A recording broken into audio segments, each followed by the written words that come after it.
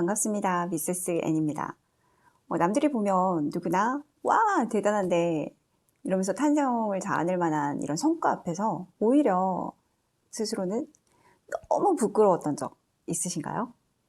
잘했는데, 내가 뭔가를 해냈는데, 그래서 다른 사람들은 나를 능력 있고 정말 주체적이고 성취력 있는 사람이라고 생각을 하는데 왜 나만 이 성취가 기쁘기는커녕 이렇게까지 불안하고 부끄러운 걸까요? 다른 사람들이 이렇게 내 장점을 볼 때 저는 제 자신의 단점, 결핍 이런 것들을 너무 잘 알고 있잖아요. 그러니까 내 눈에는 이것만 보이는 거죠. 그래서 사람들이 이렇게 칭찬하거나 감탄하면 내가 사람들을 속이고 있는 것 같아. 불안한 거죠. 언제 내 본 모습이 드러날지, 또 지금 대단해 보인다는 이 능력에 미천이 언제 드러날지 모르거든요.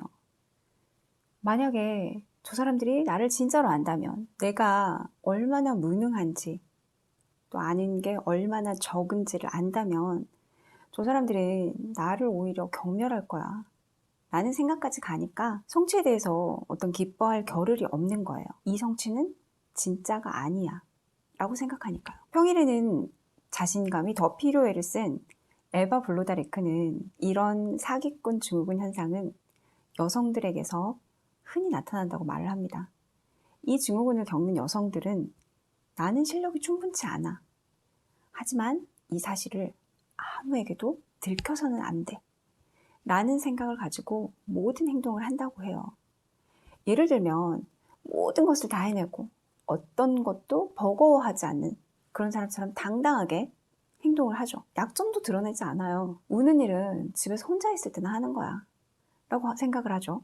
아주 작은 일 하나도 정말 완벽하게 해내야 되는 완벽주의자인 거예요. 그래서 정말 작은 일, 사소한 일 하나하나까지도 준비하고 확인하고 이 과정을 반복하는 거예요. 그 누구에게도 모욕을 당하면 안 되니까요. 그래서 사람들하고는 늘 적당한 거리만을 유지를 해요.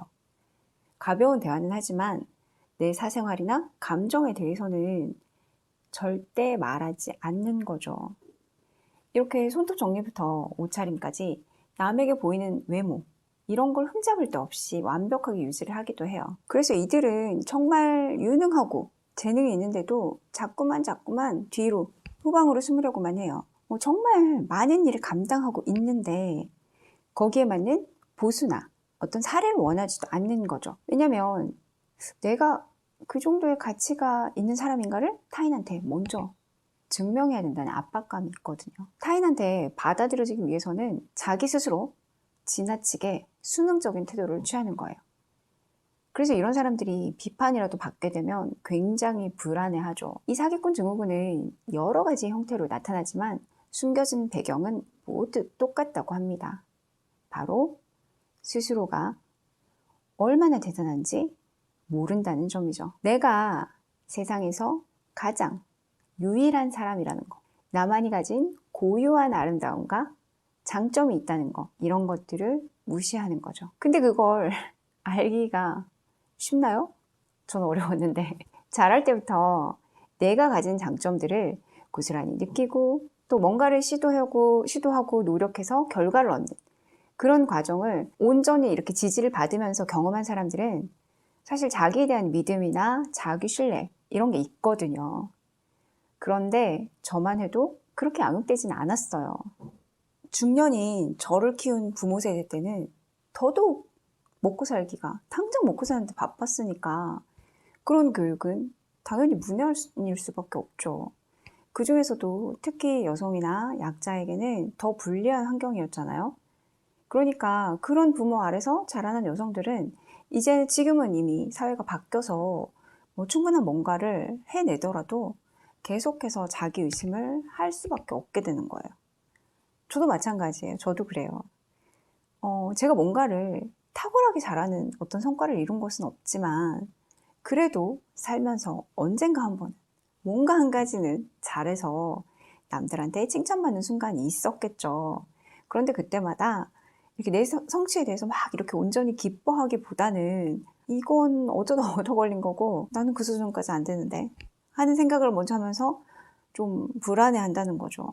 그랬더라는 거죠, 제가. 더 시도해보고 좀 더 이 성공을 계기로 좀 더 발전해보는 거, 이런 것보다는 늘 남들에게 그냥 좀 더 정상적으로 멀쩡하게 보여야 된다 라는 강박이 사실은 더 많았던 거예요.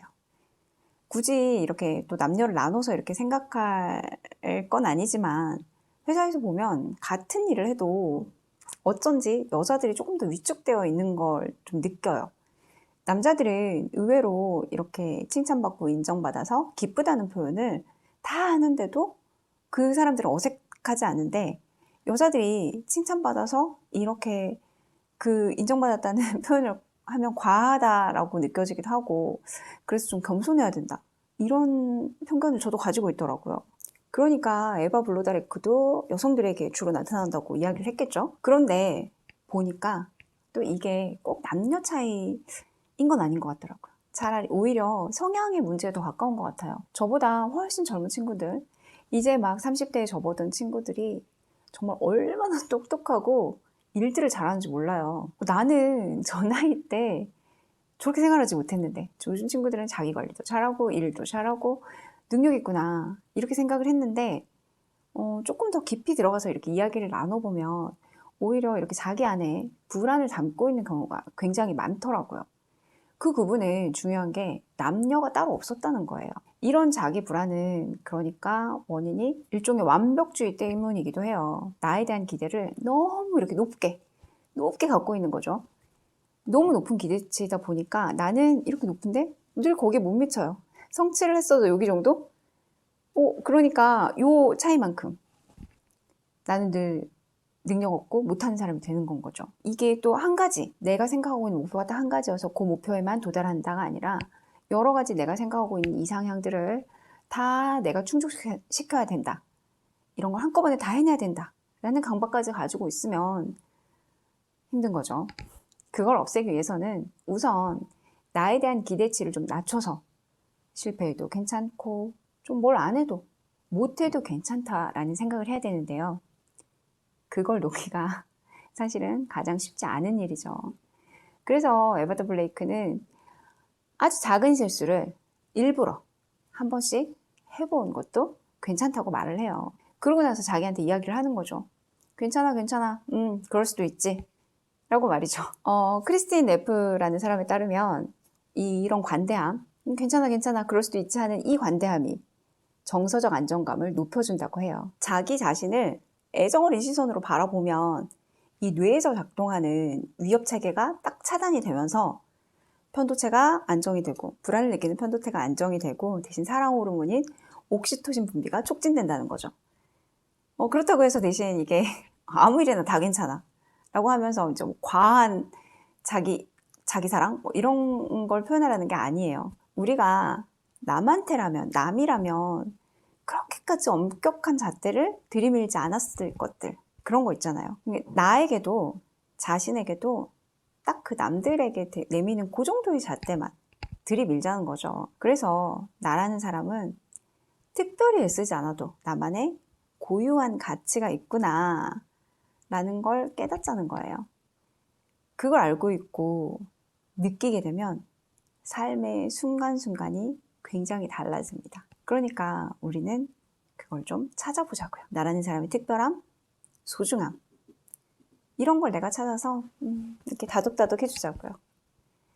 오늘은 사기꾼 증후군에 대해서 간단히 알아봤고요. 이걸 깨달으려면, 나의 소중함을 깨달으려면 어떻게 해야 되는지, 거기에 대해서는 다음 시간에 잘 준비해서 다시 오도록 할게요. 당신을 기다립니다.